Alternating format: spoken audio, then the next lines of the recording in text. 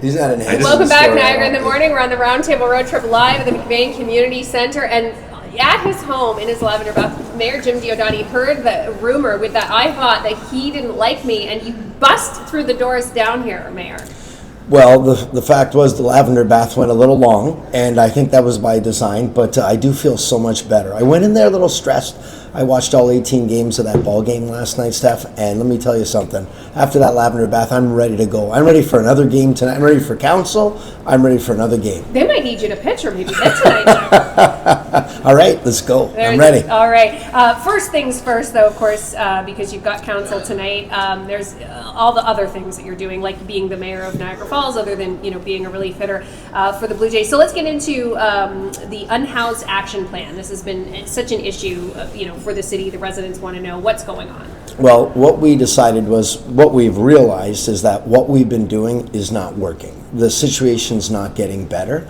So I thought it was a great move by Jason, our CAO. He brought back our former CAO, who's been retired for a number of years, who's spending all of his time with his wife volunteering at different local agencies and food banks, and we've asked him to come back, meet with all of our outreach partners, look at all the services that are being provided, find out where the gaps are, look for more efficiencies, and sometimes there's silos. Different groups are providing the exact same service, but they don't even know about it. So he's going to come bring a comprehensive report that's going to come to council sometime in the new year, and it's going to help us with a path forward. Right, and try to amalgamate those and have those organizations talking to each other? Have them talking to each other and try to see how we can more efficiently deliver some of these services. And there'll be some, I think, recommended changes that can make things better, because the fact of the matter is we want to make sure everyone has food, they've got shelter, and the services that they need to get better. And we've got a huge dilemma we've never had before, where we've got a combination of mental health situations, drug addiction, which is leading to people being unhoused, and winter's coming. We're really excited to have Ken helping us with this. Jason's got a plate full of so many things, like my lavender bath and things like that. So this way Ken can focus on some of these other important issues, help us out. No, it's a smart idea, because you have all of these well-meaning groups that do have specializations. So everyone's trying to do the right thing, but if it's not a train moving together in the right tracks, then you've got chaos. Yeah, you make those, I like those analogies. Jason has the exact same things, but with food. Oh, okay. He's always talking about analogies, Tim Hortons, Big Macs, pizzas, but you're exactly right. We want to make sure that we're moving forward together with a collaborative approach that's efficient, where there's not overlap, nobody falling between the cracks, and there's got to be a way to do it better, because clearly what we're doing isn't working.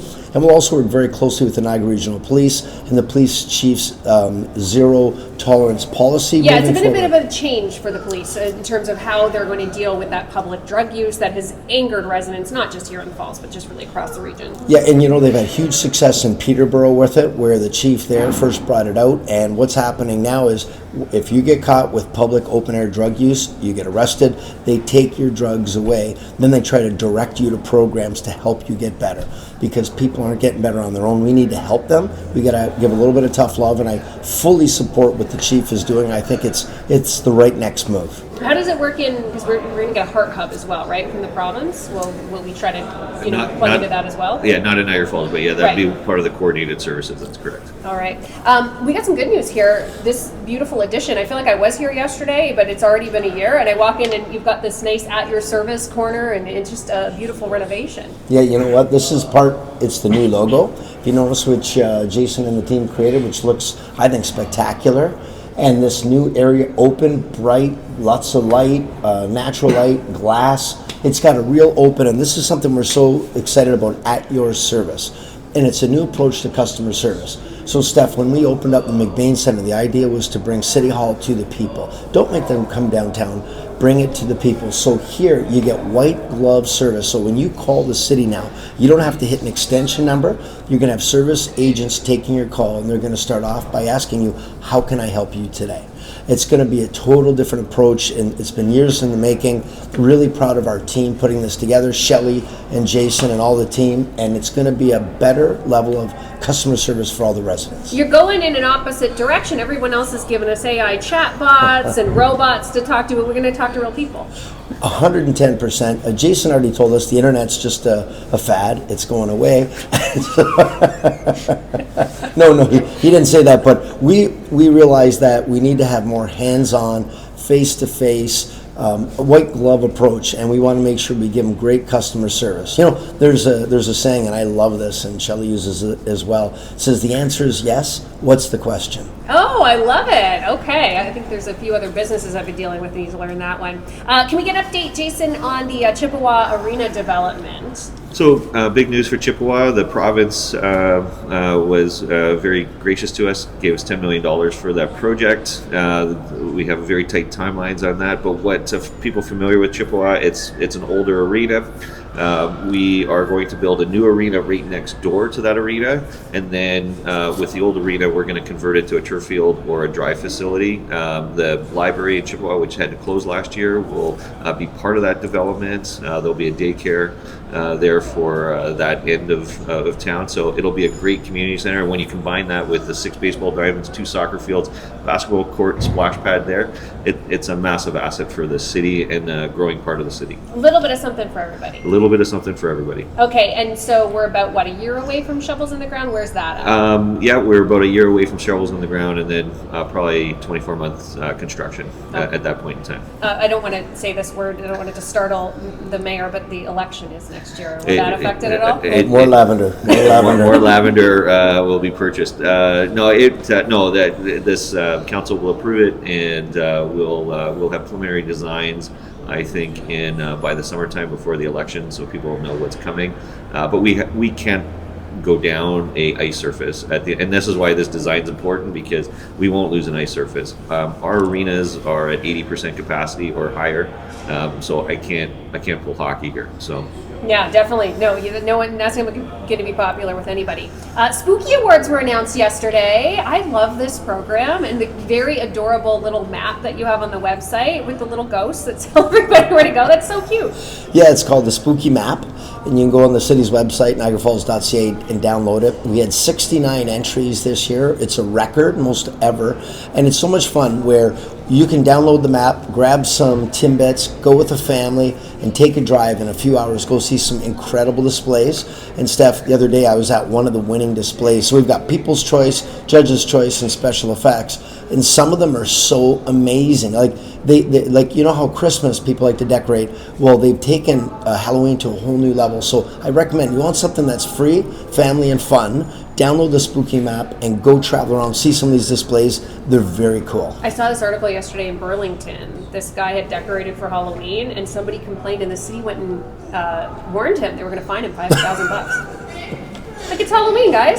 Yeah. Well, you know what? We're a fun city. I'm going to tell you that. And we like to have a good time. And we think getting citizens engaged is so important. And when I went to this house, the kids were involved. The mom was involved. I just think it brings a community together. You can do it with trails. You can do it with parks. You can also do it with programming, things like this. Also, we've got coming up for Christmas the Sparkle Awards. It's the exact same thing, and it's a great excuse to get the family together and do some affordable fun in the community. Right, in that map aspect too, we can go see it all. Exactly. All right. Okay, we got an update on the arena. What about the Level Up program? The Level Up program was a pilot program that council approved. It took 2 people, both single parents that were on Ontario Works. And what we found was if you can remove a parent from Ontario Works before they hit the 6-month mark, it has a very big impact on their lives and on the lives of their children. So the city employed 2 individuals on that. We're going to go, it was a pilot project, was very successful. Taxpayer benefited, the individual benefited, and the city benefited by having work produced. And we're going to go talk to the region about that and other businesses to see if they can join the program, because it does make a massive change, not just to those individuals' lives, but to the system as a whole. For sure. Interesting stat there, just getting them off from 6 months. Yep, and that's what we put all our stakeholders together, and that was one group we identified that we could really make a change on. And that's what we targeted, and it worked out really well. Mayor, tell us about the Residents Convenience Pass. This is my favorite thing. For $35, you can get 2 2-hour on-street parking passes for 2 of your vehicles. $35. And For the whole year? For the entire year. So it's so convenient instead of having to fumble through your purse or your wallet looking for a card, or maybe that unit doesn't work, or, there's always a challenge, it seems. I was just talking to someone the other day. They were getting their blood work done at one of the local clinics. He said it is so handy. I just pull into the parking spot, go in, do my blood work, I leave. Right. And especially for some people that maybe have issues, maybe visual issues, or they're not technical, like my dad, telling him how to use his credit card. He's got a flip phone. You got to remember your license plate too. Yes. You walk over. What's my license plate? I forgot. Who remembers that? It's just so, that's why we call it Residence Convenience Pass. So I recommend everybody get one of those for Christmas. Your mom or your dad, you're going to buy them. Well, with Jason, he buys me a sweater every year that I take directly over to Goodwill. And Is it itchy? Well, it's that's itchy, where I yes. bought it from. So it's just a full recycle. It goes full, and I I think appreciate he that. knits those sweaters, Mayor. You know what? There's a lot. He crochets, he knits, he does a lot of things. He draws my lavender bath, but That's why it's- he keeps himself busy at council meetings. let me tell you, he is unbelievable. Well, it's because of me and the lavender keeps him calm too while he's making my bath. Yeah. It's a little bit of a symbiotic thing, but absolutely for Christmas, buy your mom or your dad a Residence Convenience Pass, $35, 2 cars, 2 hours, on-street parking, anywhere in the city. And while you're at it, get a Niagara Parks Pass. They've got the same thing for the Niagara Parks attractions. It's fantastic, it's a perfect gift, and it's better than a cheesy sweater. Hint, hint. Okay, where do we get them? You can buy them right here at your service. At your service. Yes. It all works together. He designs logos. He keeps the mayor calm. He does it all. CAO Jason Burgess, thanks for being here. Thank you. And Mayor, thank you so much for making it. We appreciate seeing you. Hey, it's good being here. And can you put the rumors to rest? Do you hate me and why? I absolutely love you, and that's why I pulled myself out of a lavender bath soaking wet, and I'm here. And together, let's watch the Jays tonight. Let's do it. Go Jays. Go Jays, Mayor Jim Diodati. I'm just glad you kept the towel on. Yeah, check for Mayor's post-bath look on all the Niagara Falls socials after this. They videoed all of this. Perfect.